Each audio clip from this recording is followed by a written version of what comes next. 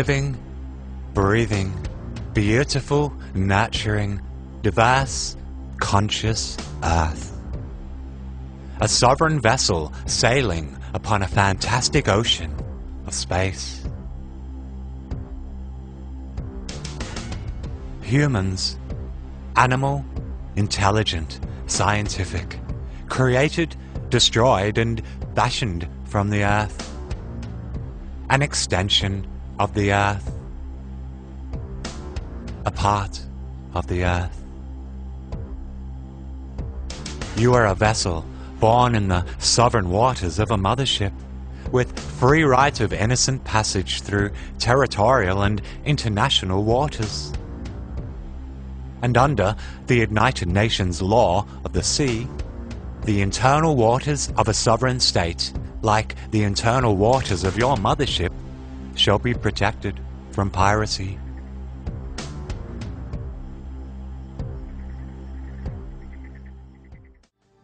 When I said publicly in 1991 that the Earth was a living entity that we could communicate with and could communicate with us, people just dubbed me crazy.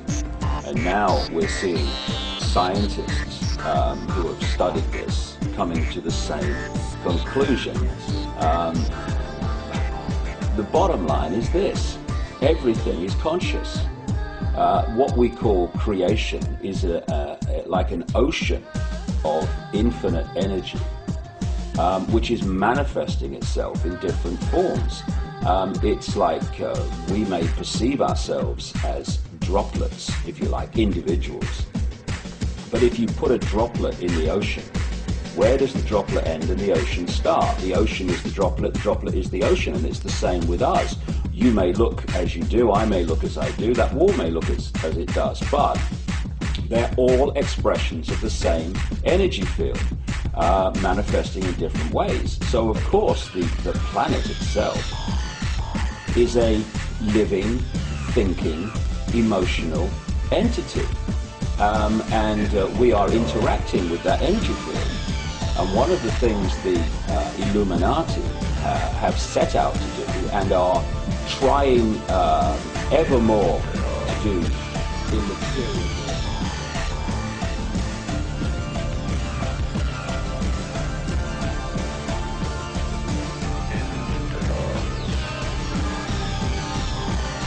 To survive can be broken down to two basic functions for any organism to survive. You have to be able to grow, maintain yourself, take care of your biology, but you also must be able to protect yourself, so that if you're just growing and you can't protect yourself, you'll become food for something else. So the survival involves a balance between growth and protection. Through the history of human civilization and through human evolution, we recognize that our nature is to be in a state of growth, and that our protection is only supposed to be used to, help us out of that threatening moment. You can't be in growth and in protection at the same time. So the significance is, when we see a need of protection, the stress hormones in the body shut off the blood vessels in our viscera or gut, which is the part of the body for growth. Well, the issue is, if you took the blood from the viscera and moved it out to the arms, then you left no blood in the viscera. That means no growth. But you're ready to fight. And when your fighting is finished, then the blood returns back to the viscera and you grow again. But in the world that we live in today, it's 24/7 fear.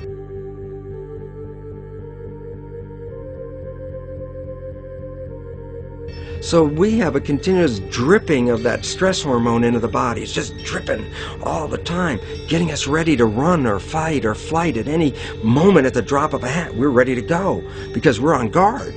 Well, the problem is, what does that mean about your allocation of energy? And it says, we're spending most of our energy in protection. You cannot survive if you're in protection all the time.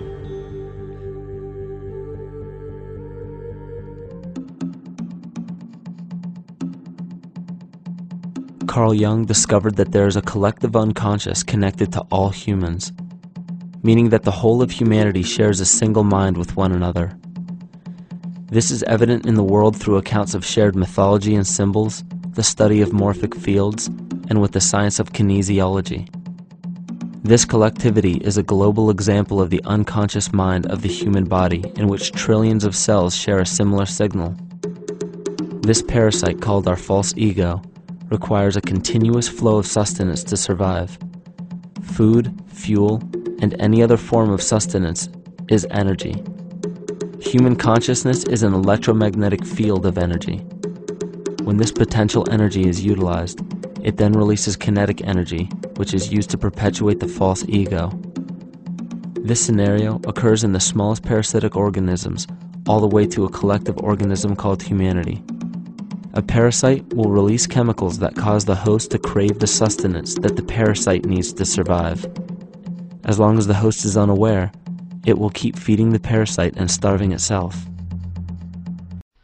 But love, pure, unconditional love, forgiveness, oneness, pure love, well, it's so much stronger, it's so much more powerful, and they don't want you to feel that.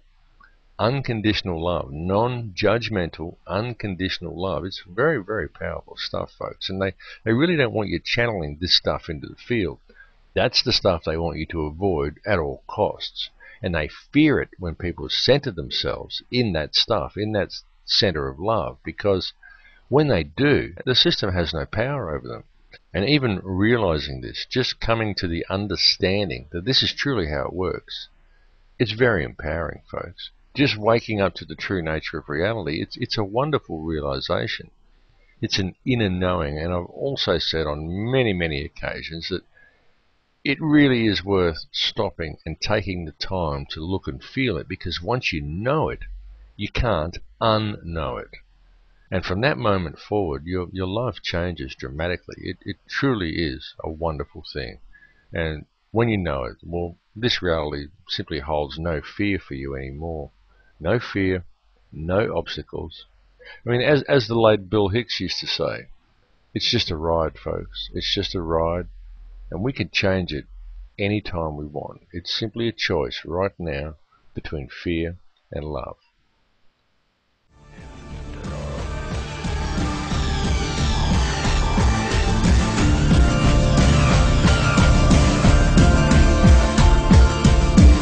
Feel the energy inside you.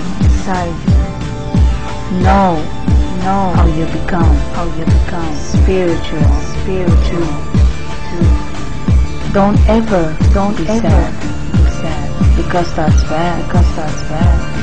Only bring happiness to the world, and then you will see how your soul turns gold. You have to know that the universe is wonderful, and therefore the nature is beautiful. Be happy with what you already have, and the universe will give you more than just a half. You can do amazing things that are unexpected. But to be able to do them, the belief of feelings and knowings has got to be accepted. Always feel free and say to yourself, thanks to my universe. Now I'm being me.